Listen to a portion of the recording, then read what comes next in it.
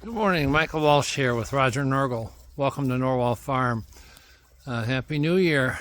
We're down here with the feeder lambs, and it's turned off cold again. It was in the single digits overnight. And these lambs, they're doing okay. There was one lamb 3 days ago I noticed had wet behind, green. And I treated her for coccidiosis, and she did respond. I gave her 2 drenches 2 days in a row. Then I noticed another one this morning that has some green on its tail as well, and that's not normal.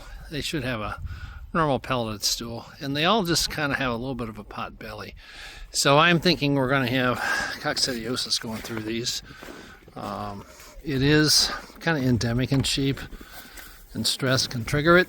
We've had cold weather, plus they're not quite 3 months old, and so their immune system isn't fully kicked in yet, so they would be susceptible to it. So we're going to switch the water tank around, give them their own water tank, and put them on some medication for 5 days. This is a lamb right here that I treated 2 days in a row. The co-red, you can see that stool there is just a little on the soft side. Softer than I like. This lamb here's got some staining around her tail. The rest of them are okay. They're just a little bit pot-bellied. I don't like that. So this is about the age last summer and the summer before. See, that one's got some dark stool there too on its rear end.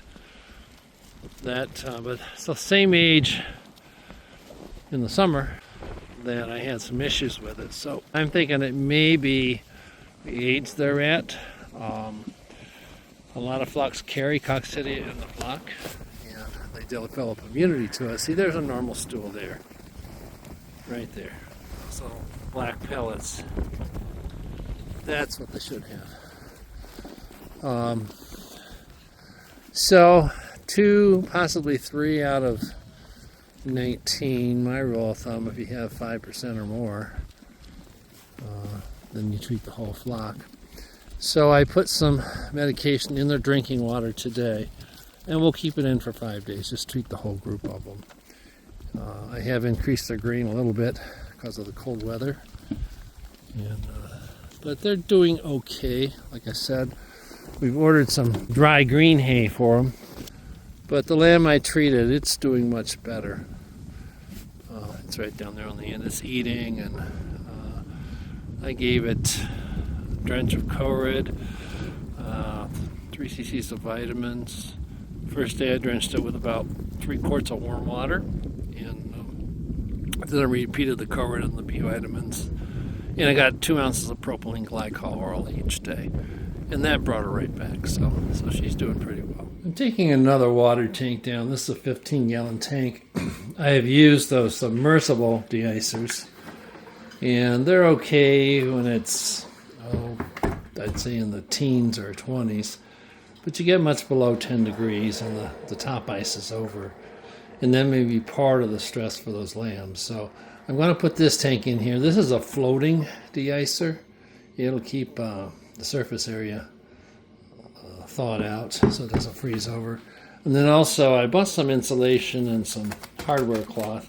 I'm going to line this tank on the outside with some insulation and then put hardware cloth around it so the lambs can't reach through and pull the insulation out. And that'll help keep the water warmer too. So we're going to work on that and get that set. This is the water tank I set up here. It's got a floating de-icer, and that'll keep a spot open for them. That's a 15-gallon tank, and I put the co-red in that. It takes 2.5 ounces for 15 gallons.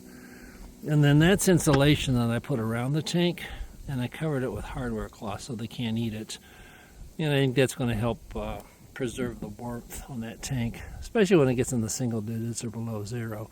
And we're supposed to have some more cold weather, so I just got to keep this going for them. And they're getting bigger. They really need their own water tank here, so they'll get medicated water for 5 days. Then we'll take it off of that. This is the tank for the goats, and you know they're they're drinking quite a bit of water too. I was having to fill this tank twice a day, so it's better that they both have separate tanks. And you can see the cord going in down there at the edge of the tank. That de-icer is designed to sit on the bottom of the tank, but I raised it a bit so it's near the surface.